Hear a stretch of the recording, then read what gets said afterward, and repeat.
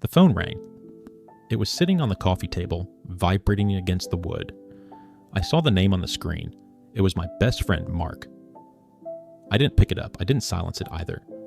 I just watched it buzz until the screen went black. Then it started buzzing again. It was my mom this time. I watched that one go black too. I haven't picked up the phone in 8 months.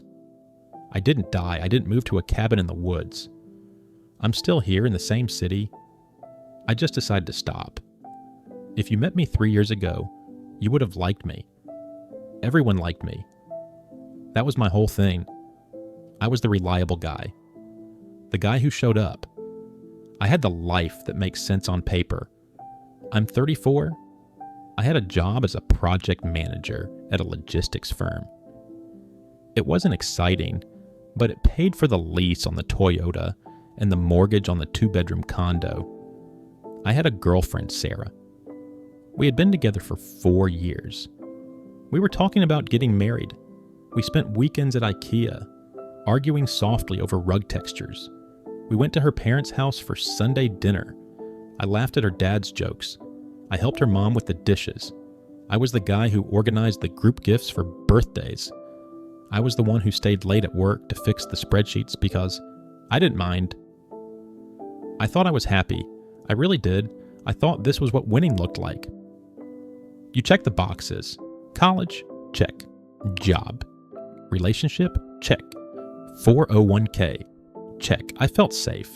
I felt like I was building a foundation. I told myself that the tiredness I felt was just part of being an adult. Everyone is tired, right? Everyone dreads Monday morning. That's just the deal we make.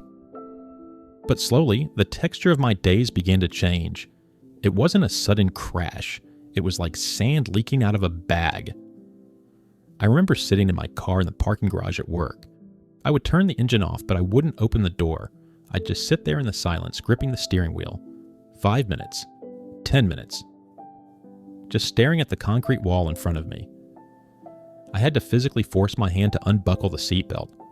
It felt like lifting 100 pounds. Inside the office, the noise was the worst part. Not that it was loud, it was just constant. The clicking of keyboards, the hum of the HVAC system, the polite laughter from the break room. It all started to sound aggressive. I would sit in meetings and feel like I was floating above the table. My boss would be talking about quarterly goals, and his voice sounded like it was coming from underwater. I was nodding, taking notes. I looked down at my notebook one day and realized I wasn't writing words. I was just drawing the same straight line, over and over again, until the pen tore through the paper. I flipped the page and kept taking notes. I didn't think much of it, but the feeling grew. It was like static. You know when you drive out of range of a radio station, the music gets fuzzy, then the voices get distorted, then it's just white noise. That's what my life started to feel like. I would be at dinner with Sarah. She would be telling me about her day, about a coworker who annoyed her. I would look at her mouth moving. I knew I should care. I loved her. But I couldn't find the feeling. It was like reaching into a pocket and realizing it's empty. I started faking it. I became an actor in my own life. Wow, that's crazy, I'd say. I can't believe he did that, I'd say. I got really good at the performance. But the static got louder. Then the withdrawal started. It was subtle at first. Just little lies to buy myself some silence. I have a headache, I'd tell Sarah, so we could skip the movie. I have to work late, I'd tell Mark, so I didn't have to go to the bar. I wasn't working late. I was driving to a random parking lot and sitting there, watching the clock tick until it was a reasonable time to go home. I just wanted to be where nobody knew me. I wanted to be invisible. When I was home, I started hiding in the bathroom. I'd run the shower so Sarah thought I was washing up, but I'd just be sitting on the closed toilet lid, fully clothed, head in my hands. I was just trying to catch my breath, but I could never catch it. I started waking up at 3 a.m. every night. I'd lie there and stare at the ceiling fan. I'd think about the emails waiting for me. I'd think about the weekend plans I had agreed to. Drinks with friends. A birthday party for a niece. It all felt heavy. Physically heavy. Like I was wearing a lead vest under my shirt. I remember driving to work one morning. I was on the highway. Traffic was stopped. I looked at the sea of red brake lights in front of me. Hundreds of us. All sitting in metal boxes. Going to places we didn't want to be. To pay for things we didn't have time to enjoy. I had this urge to just open the car door and walk away. Leave the car running in the middle of the interstate. Just walk into the grass and keep walking. I didn't do it, of course. I drove to the office. I made coffee. I asked a coworker how his weekend was. I smiled. But that day, something broke. It wasn't a loud snap. It was quiet.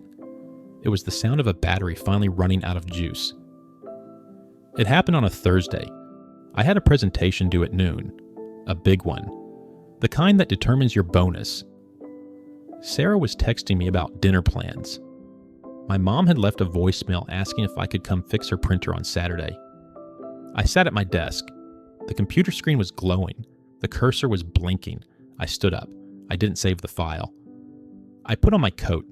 My coworker, Dave, looked up. He asked, "Heading to lunch early?" I looked at him. I liked Dave. He was a nice guy. I said, "No, I'm going home." He looked confused. "Are you sick?" "No," I said. "I'm just done." I walked to the elevator. I went down to the garage. I got in my car and drove home. When I got into my condo, I closed the blinds. It was 11:15 a.m. on a Thursday. The light coming through the slats was dusty. I sat on the couch. I didn't turn on the TV. I didn't look at my phone. I just sat there. And I decided I wasn't going to go back. Not just to the office. I wasn't going to go back to any of it. I wasn't going to explain it. I wasn't going to ask for permission. I wasn't going to negotiate. I was just stopping. The fallout was slow, and then it was fast. First, it was the work calls. "Where are you? Are you okay? We need that file." Then the anger. "This is unprofessional. You're letting the team down." Then the HR email. Termination. I watched it all happen on my phone screen like it was a movie about someone else. I didn't reply. Sarah came home that night. She saw me on the couch. She saw I hadn't changed out of my work clothes. She asked what was wrong. I told her the truth. I said, "I can't do this anymore." She thought I meant the job. She was supportive at first. She told me to take a week off. She told me to rest. But I didn't do those things. I just stayed in the apartment. The days started to bleed together. Tuesday looked like Friday. Morning looked like night. I stopped showering every day. I stopped shaving. I stopped answering her questions. I became a ghost in my own house. I could hear her crying in the bedroom while I sat in the living room, staring at the wall. I wanted to go to her. I wanted to comfort her. But it felt like I was frozen in place, sealed inside myself. After 2 weeks, she was scared. After a month, she was angry. She yelled at me. She asked if I loved her. I knew the right answer was yes, but I couldn't say it. I didn't have the energy to lie, so I said nothing. She packed a bag that night. She went to her sister's place. She waited for me to call, to explain, to beg her to come back. I never did. A few weeks later, I almost broke. It was raining. I was standing at the sink, eating cereal for dinner.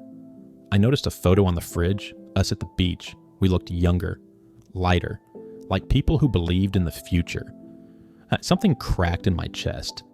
I picked up my phone, typed, "I'm sorry, please come back." I stood there for a long time. The milk went warm. If I sent it, I would have to try again. I would have to become the person I used to be. And that idea scared me more than being alone. So I deleted the message. My friends came to the door after that. I heard them knocking while I sat on the floor, hugging my knees, waiting for them to leave.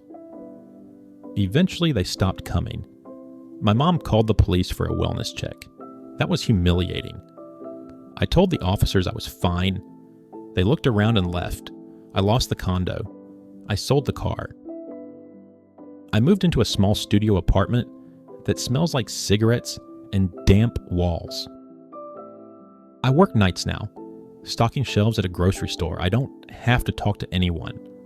I just line things up, soup cans, labels out, oldest in front. The repetition calms me. It's been 8 months. My circle is gone. Sarah is gone. My parents still leave voicemails.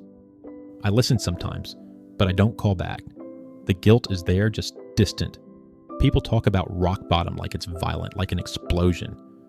For me, it's quiet. I'm not happy. I'm lonely.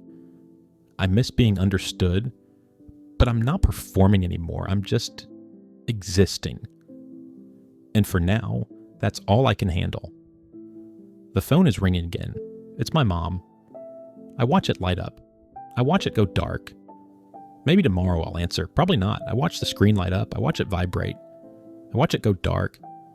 Maybe tomorrow I'll pick it up, maybe. But probably not.